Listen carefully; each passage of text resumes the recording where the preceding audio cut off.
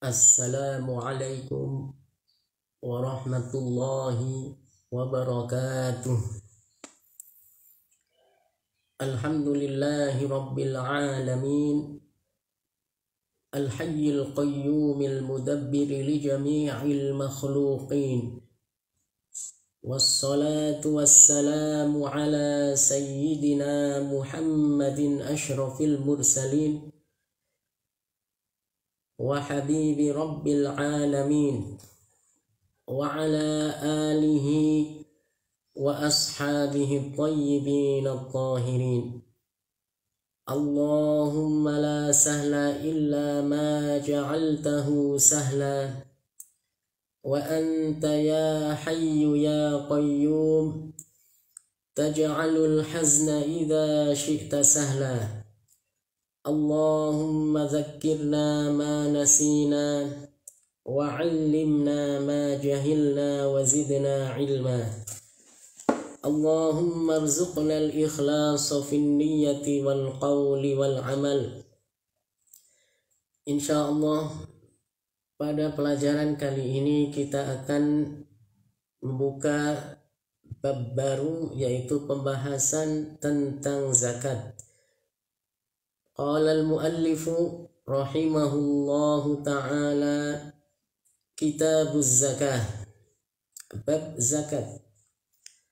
Ba'da an anha al-musannifu rahimahullahu al-kalama 'ala at-taharati was-salah, syara'a ka'adatil muallifina fil kalami 'ala az-zakah. Setelah pengarang rahimahullah menyelesaikan pembahasan tentang bersuci dan sholat, maka sebagaimana yang sudah kita bahas, kita pelajari bersama dari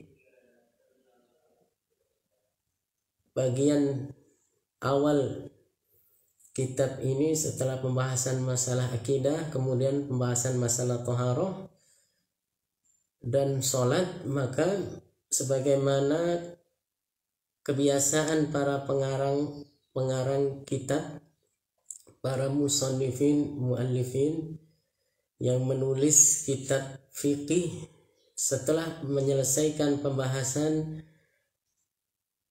tentang thaharah dan sholat, biasanya mereka memulai pembahasan tentang zakat. Maka dalam kitab ini pun seperti itu urutan pembahasannya. Syara'a ka'adatil muallifina fil kalami 'ala zakah. Maka pembahasan kali ini kita akan bahas tentang zakat. Yang pertama dijelaskan oleh guru kita Syekh Abdullah Al-Harari, atau pensyarah dari kitab Mukhtasar Syekh Abdullah Al-Harari. Dalam kitab ini Al-Qaulul Jali menyebutkan tentang ta'rif atau pengertian, definisi dari zakat. Wahiyya ismun lima yukhraju an malin aw badanin ala wajhin makhsus. Zakat itu maknanya, pengertiannya atau definisinya adalah ismun lima yukhraju an malin, nama untuk sesuatu yang dikeluarkan karena harta. Sesuatu yang dikeluarkan karena harta, maka itu disebut dengan zakat, yaitu dikeluarkan dari sebagian harta, tentunya dengan ketentuan, dengan syarat, dengan rukun yang insya Allah akan kita bahas bersama dalam bab ini.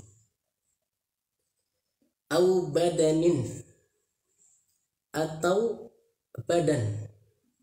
Maka ada istilah zakat harta dan ada istilah zakat badan. Ala wajhin makhsus, dengan aturan tertentu. Faqala rahimahullah, faslun fi bayani ahkamiz zakat. Pasal menjelaskan tentang hukum-hukum zakat. Wa tajibu zakatu fi anwa'in makhsusatin minal amwali wa fil badan. Zakat itu diwajibkan pada macam-macam tertentu dari harta benda dan badan. Wa bada'al kalama 'alal amwali faqarrara annaha tajibu fil an'ami minal bahaim. Maka pengarang kitab ini yaitu guru kita Syekh Abdullah Al-Harari dalam kitabnya Mukhtasar Abdillahil Harari menegaskan bahwa zakat itu diwajibkan pada al-an'am, ya, hewan yang dipelihara, ya, dari binatang-binatang ternak itu yang diwajibkan zakatnya adalah al-an'am. Apa yang dimaksud dengan al-an'am? Wahia al-ibilu, yaitu onta, wal baqaru dan sapi, wal ghanamu dan kambing. Adapun al-ibil disebutkan dalam penjelasan kitab Al-Qaulul Jali, iraban wa bakhati, yaitu onta Arab dan onta Khurasan atau disebut dengan istilah bakhati, onta bukan Arab. Ya, jadi onta pun ada macam-macamnya, ada jenis-jenisnya, ada onta Arab, ada onta Khurasan atau yang dikenal dengan istilah onta bakhati.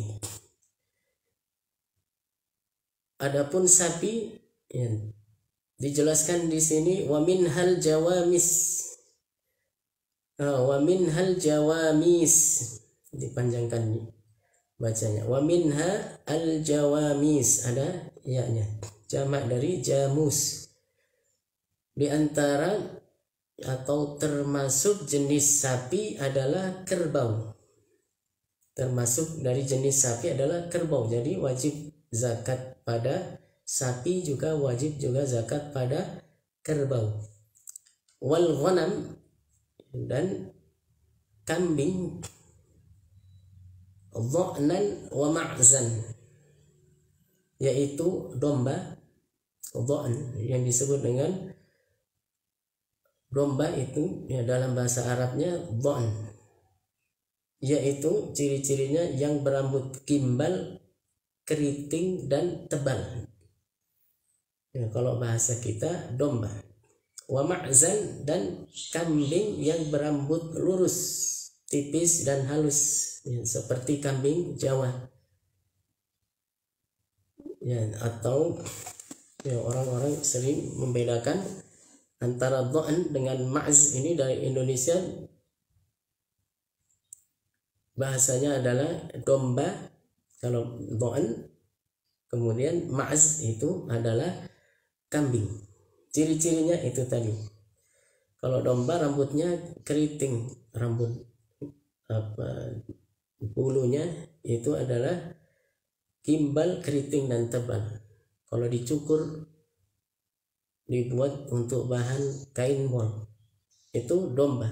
Tapi kalau rambutnya lurus, bulunya itu lurus, ya, tidak bisa dicukur untuk dipakai buat kain, maka itu disebut domba. Maka itu disebut kambing. Ya, ma'az itu cirinya adalah rambutnya lurus, tipis dan halus. Adapun domba adalah berambut gimbal, keriting dan tebal. Baik domba ataupun kambing itu hukumnya termasuk harta yang ada kewajiban zakatnya dengan syarat-syarat. Kalau sudah terpenuhi maka ada kewajiban zakatnya, insya Allah akan dijelaskan secara terperinci pada pembahasan-pembahasan berikutnya. Watajibu fit tamri waz zabib min samarin nakhli wal karmah. Kemudian wajib zakat yang berikutnya adalah buah kurma dan anggur kering. Buah kurma dan anggur kering, yakni zakat itu diwajibkan pada buah pohon kurma dan pohon anggur. Anggur kering kalau di Indonesia kan zabib, itu orang menyebutnya di sini kismis, yaitu anggur kering. Buah kurma itu seperti yang kita ketahui, kurma. Watajibu fi zuru'il muqtatah, juga wajib zakat pada tanaman-tanaman makanan pokok. Aillati yattakhidhuhan nasu qutan yaqumu bihil badanu bisyarti ayyakuna ittikhadhuhum laha halatal ikhtiyar. Tanaman-tanaman makanan pokok yaitu tanaman-tanaman yang dijadikan orang sebagai makanan pokok, sebagai makanan pokok, yaqumu bihil badan, yang menyangga atau menguatkan badan. Bisyarti an yakuna ittikhadhuhum laha halatal ikhtiyar, disyaratkan menjadikan tanaman tersebut sebagai makanan pokok dalam kondisi normal. Wadzalika kal hintah, seperti gandum. Gandum itu adalah makanan pokok yang dijadikan sebagai qut atau makanan pokok. Wasyair, dan syair. Wal himmas, dan himmas. Wal ful, dan ful. Bi khilafi ma la yuqtatu illa halatal darurah. Berbeda halnya dengan tanaman yang tidak dijadikan sebagai makanan pokok kecuali dalam kondisi darurat. Kal hulbah, seperti hulbah. Jadi yang dimaksud dengan kewajiban zakat pada tanaman-tanaman makanan pokok, hasil tanaman makanan pokok seperti gandum. Kalau panen gandum, maka dilihat nanti sesuai dengan syarat-syaratnya. Kalau sudah terpenuhi, ada kewajiban zakatnya. Karena gandum termasuk tanaman makanan pokok dalam kondisi normal. Adapun kalau itu adalah hasil dari tanaman makanan pokok, tapi bukan tanaman makanan pokok, tapi tanaman hasil atau buah dari tanaman yang sebenarnya kalau kondisi normal itu menjadi bumbu misalnya, tapi karena atau menjadi makanan pelengkap, bukan makanan pokok. Tapi karena kondisi darurat, karena tidak ada atau langka makanan pokok, sehingga orang menjadikannya sebagai makanan pokok.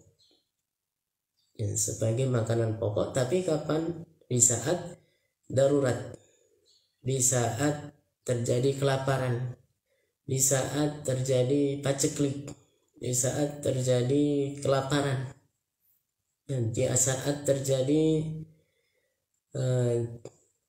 kelangkaan bahan-bahan makanan pokok yang sebenarnya dalam kondisi normal, sehingga apapun yang ada, contohnya di sini disebutkan hulbah, dijadikan makanan pokok dalam kondisi darurat, dalam kondisi tidak normal. Maka yang seperti ini, hulbah ini, yang tidak ada kewajiban zakatnya.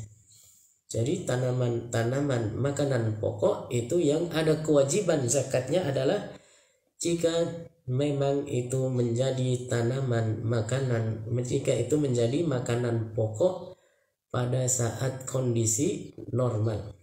Ya, jika memang menjadi makanan pokok dijadikan oleh manusia, oleh umumnya orang sebagai makanan pokok. Tentunya kan berbeda-beda di setiap daerah. Kalau di Arab makanan pokok mereka adalah gandum atau syair. Ada di beberapa daerah makanan pokoknya adalah himmas atau ful. Ada juga ya jagung, ada juga nasi, ya, beras seperti di tempat kita. Ya, maka yang dijadikan makanan pokok dalam kondisi normal itulah yang ada kewajiban untuk dizakati. Watajibu fin naqdaini, dan wajib zakat pada dua naqd,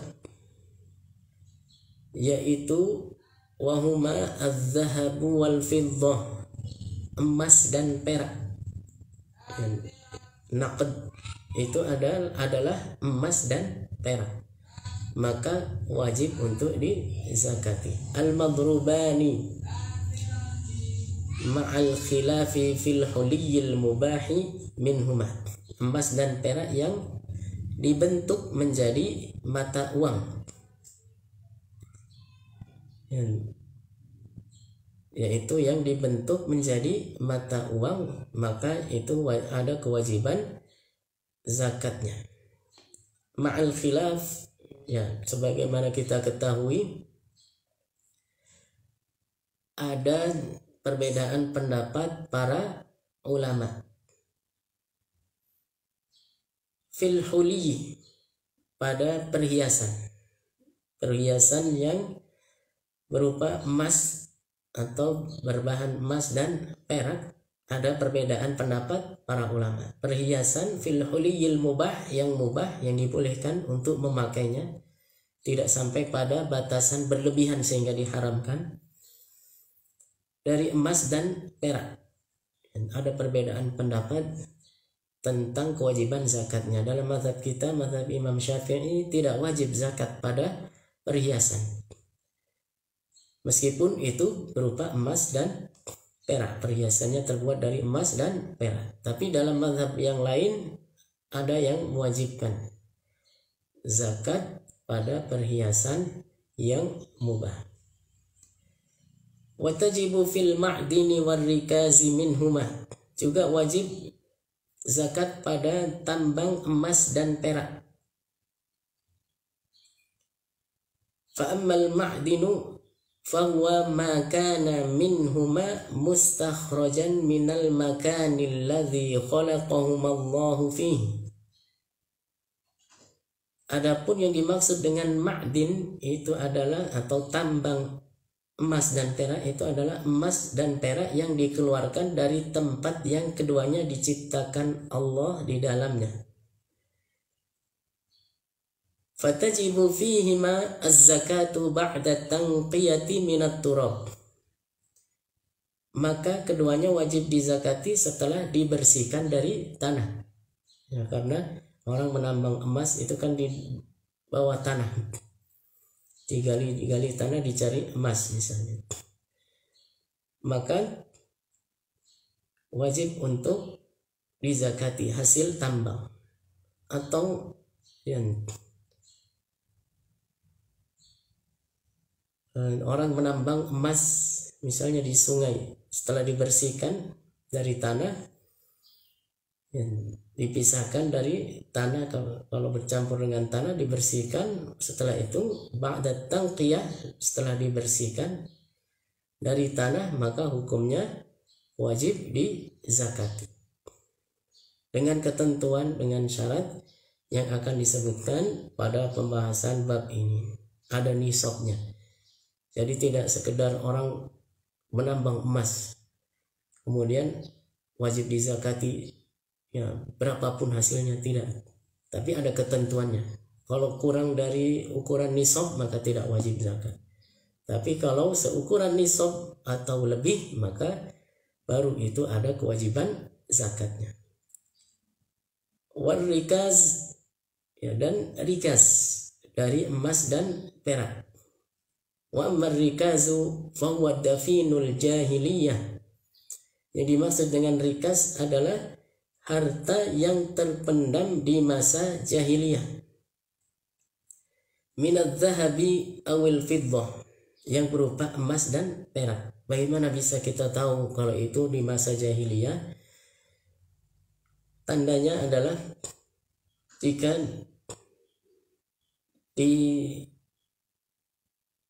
pada emas dan perak, dinar dan dirham yang ditemukan itu ada tahunnya misalnya, maka diketahui tahun sekian. Kalau itu adalah sebelum diutusnya Rasulullah Sallallahu Alaihi Wasallam, Muhammad Sallallahu Alaihi Wasallam sebagai Nabi dan Rasul, maka itu yang dikategorikan sebagai dafinul jahiliyah. Maka itulah yang dimaksud dengan rikas. Misalnya ada orang menemukan rikas, harta yang terpendam di dalam peti di bawah tanah, digali nemu peti. Padahal ya orang gali sumur misalnya, kemudian ya saking dalamnya sehingga ternyata ada peti. Diangkat peti itu, dibuka, isinya adalah kepingan-kepingan dinar atau kepingan-kepingan uang terbuat dari emas. Di situ tertulis tahun berapa dibuat itu. Ternyata setelah dicek, diteliti, itu adalah sebelum diutusnya Nabi Muhammad Sallallahu Alaihi Wasallam. Jadi itu sudah terpendam di masa itu, sebelum diutusnya Rasulullah, sebelum zaman bi'tsah, sebelum zaman nubuwah, artinya diutusnya Nabi kita Muhammad Sallallahu Alaihi Wasallam sebagai Nabi dan Rasul. Maka itu yang disebut dengan rikas, harta yang terpendam di masa jahiliyah. Dan ini yang diwajibkan untuk dizakati jika mencapai ukuran nisabnya, jika memenuhi syarat-syarat dan ketentuan serta aturan yang sudah ditetapkan dalam syariat. Wa tajibu zakatu aidan fi amwalit tijarah. Juga wajib zakat pada harta-harta perdagangan. Ay fil amwalil lati la zakata fi a'yaniha in qalabaha syakhsun li gharadir ribh bi niyyati tijarah.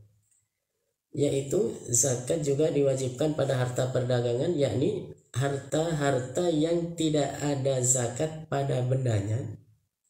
Sebenarnya tidak ada zakat pada bendanya, tetapi karena diputar, dikelola oleh seseorang, oleh pemiliknya dengan tujuan untuk memperoleh keuntungan dengan niat berdagang, maka inilah yang disebut dengan tijarah. Orang punya harta kemudian dijadikan modal, dibelikan barang, dibelanjakan barang untuk dijual, sehingga ya, setelah dijual dia dapat ya, kembali modalnya itu dengan keuntungan, ya tentunya dengan keuntungan, lalu dibelanjakan lagi, ya, keuntungannya dimanfaatkan, tapi ya, seukuran modalnya dibelanjakan lagi untuk dijual lagi barang yang barang yang dibeli itu untuk dijual lagi. Ini yang disebut dengan perdagangan atau berdagang, atau dalam bahasa Arab ya adalah tijarah. Kama idza fa'ala dzalika bisyab, seperti jika seseorang berdagang pakaian, punya modal dibuat beli pakaian, setelah ya, laku, laris, habis, kemudian dapat modalnya kembali dan ada untungnya, maka kemudian yang dibelanjakan lagi untuk dijual lagi, begitu seterusnya dengan niat berdagang. Maka jika sudah mencapai nisab pada saat berlalu 1 tahun atau haul, maka itu ada kewajiban zakatnya. Nanti akan dijelaskan lebih detail, lebih rinci lagi pada pembahasan-pembahasan berikutnya. Ini masih secara global, secara umum, yang tentang zakatul mal atau zakat harta benda, apa saja yang wajib dizakati. Pada pembahasan yang berikutnya akan dibahas untuk zakat hewan peliharaan, hewan ternak, yaitu al-an'am tadi yang disebutkan 3 jenis, hanya pada 3 jenis, onta, sapi, dan kambing. Itu apa saja syaratnya, nisabnya berapa, kemudian syarat-syarat yang lain yang harus dipenuhi apa saja, akan dijelaskan lebih rinci. Kama idza fa'ala dzalika bithiyab. Ini contoh perdagangan, ya, zakat pada perdagangan. Misalnya orang berdagang pakaian, awis sukar, atau orang berdagang gula, awil milh, atau berdagang garam, bukan produksi garam tapi jual beli garam. Yang orang beli garam, belanja garam, kemudian ditaruh di gudang di tokonya, lalu dijual. Itu yang disebut dengan tijarah. Awil khail, atau berdagang kuda, wa nahwi dzalika, atau semacamnya. Gula, garam, baju atau pakaian. Kuda itu kan tidak ada zakat pada bendanya, tapi karena ini diperdagangkan, dijual belikan, ya, dibelanjakan modal untuk membeli kuda, 100 ekor kuda, lalu ditaruh di peternakannya, ya, di peternakan di situ, kemudian yang ditulis jual kuda. Maka ya, orang yang menjual kuda ini, yang dijual, orang yang jual beli kuda seperti ini, itu baru wajib zakatnya pada perdagangannya, bukan wajib zakat pada kudanya. Tidak seperti onta, misalnya 5 ekor onta, maka ya wajib zakatnya 1 ekor kambing. Ada nisabnya begitu, karena itu zakat diwajibkan pada bendanya, pada hewannya, pada untanya. Adapun kalau kuda tadi, orang berdagang kuda, dia beli kuda, ditaruh di kandang, ya, dijual ke pasar, misalnya dibawa ke pasar kuda, ya, setiap hari bawa 2 ekor dijual, ada yang beli besok, ya, dibawa lagi, ya, atau di situ ada kandang kuda, ya, kemudian ditulis menjual kuda, ya, karena dia, ya, kuda ini oleh pemiliknya, ya, setelah dibeli, ya, setelah dia belanja kuda, kemudian dijual lagi kudanya itu, ya, karena kuda itu tidak wajib pada bendanya. Tetapi kalau seperti yang dicontohkan tadi, orang belanja kuda kemudian untuk dijual, maka itu wajib zakatnya pada harta perdagangan. Jadi dihitung pada hartanya, bukan pada berapa ekor kudanya. Nisabnya nanti pada harganya, nilainya kuda. Misalnya setelah 1 tahun kemarin sudah mulai jual beli kuda, yang sekarang bulan Jumadal Ula, ya, pada Jumadal Ula tahun yang lalu misalnya dia mulai menjual kuda, mulai 1 ekor 2 ekor. Sekarang ternyata, ya, di kandangnya itu sudah ada 15 ekor. Dihitung harganya per ekor berapa, ya, kemudian, ya, dia belanjanya itu apakah pakai dinar atau dirham, atau pakai emas atau perak, ataukah Ya, nanti ada ya, ketentuannya dalam zakat perdagangan. Kalau seandainya seperti sekarang ini tidak memakai uang berupa kepingan dinar atau dirham lagi, tapi pakai uang kertas, maka dilihat yang paling terakhir dipakai di daerah, di negara tempat dia tinggal. Kayak di Indonesia, seperti kita di Indonesia ini, maka pakai hitungan emas, karena menurut penelitian atau penelusuran di masa yang lalu, paling terakhir itu ada uang koin terbuat dari emas yang terakhir dipakai di Indonesia. Pernah ada ya dipakai di Indonesia di zaman-zaman kerajaan. Maka ya, dihitungnya adalah nisabnya sesuai dengan nisab emas. Kalau nilainya itu sudah mencapai hitungannya ya, nilainya itu sudah mencapai seukuran nisab emas, maka baru ada kewajiban zakatnya. Tapi kalau kurang dari itu, maka tidak ada kewajiban zakatnya. Misalnya nilai emas sekarang per gram berapa ya, misalkan per gramnya 1 juta, berarti kalau nisab emas adalah 85 gram, berarti berapa? 85 juta. Kalau ternyata kuda-kuda yang dia miliki untuk didagangkan itu sudah nilainya 100 juta, berarti ada zakatnya. Tapi kalau baru 30 juta, yang dihitung setelah jatuh tempo haulnya, maka itu belum ada kewajiban zakatnya. Kalau kurang dari nilainya, kurang dari ukuran nisab emas. Wa amma zakatul badani, adapun zakat badan, fahiya zakatul fitri, maka yang dimaksud dengan zakat badan itu adalah zakatul fitri, atau diistilahkan dengan istilah yang lain zakatul fitrah. Ada yang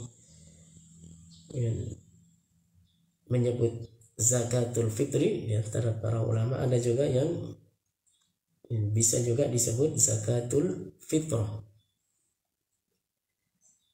diambil dari kata al-fitrah, dari seperti yang dalam firman Allah, fitratallahi allati fataran nasa 'alaiha. Maka ini disebut dengan zakat badan.